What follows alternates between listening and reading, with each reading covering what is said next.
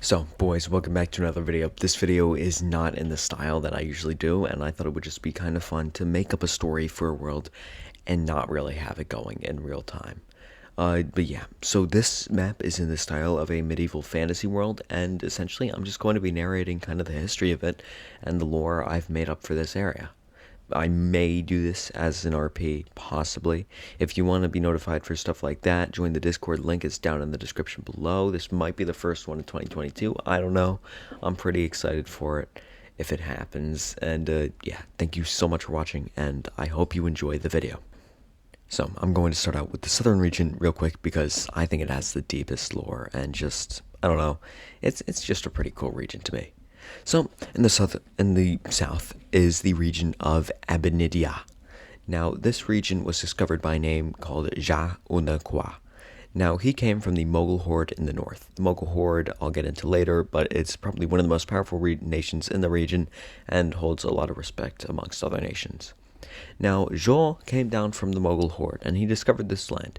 He settled in the region near the Constantina River, what is now mostly occupied by the Kingdom of Constantalion, and he set up a small community there. That community eventually grew into a major empire, which he presided over for about a decade before his eventual death.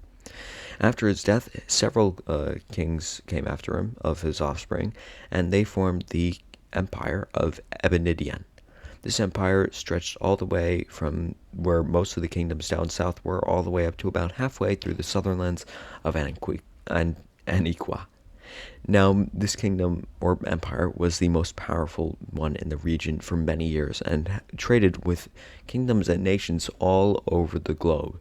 However, it collapsed about 200 to 300 years ago, and since these five nations have presided in its stead. Now, the Constantalians and the Kingdom of Ebenidia are two kind of very closely related kingdoms. They came and were ruled by the same person for a while before they eventually split up. However, they still have a strong bond and a very tight alliance between each other. There's also the horsemen of Abida, who are, as the name implies, very skilled horsemen. They know the craft of horses and can be able to train and use horses to their fullest potential, as well as transport extremely fast and are very good warriors. Then, the last one is the Fault of Abida. These are more kind of the mages and where the magic and fantasy comes into play. Now, the region they occupy was, in the past, millennia ago, a region that was decimated by a supervolcano eruption near their capital city today.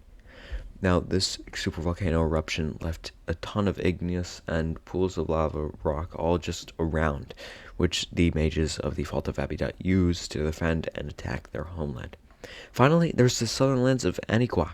Now, these guys are probably the most peaceful and just, good guys, I suppose. They enjoy farming and are very skilled at it. They, are pretty technologically advanced. However, they do like a peaceful life and just, are trying to become one with nature. The main river that runs through them is the River of Aniqua, as their kingdom is named after. However, due to the fact that the Mogul horde in the north used to occupy much of the southern lands of Aniqua, they are trying to get it back. There is an island in the river of Aniqua that is near the border of the Mogul horde and the southern lands of Aniqua, where the main fighting has been going on between the two as the Mogul horde tries to retake the province. Further to the west, we have the Ranidia Raiders.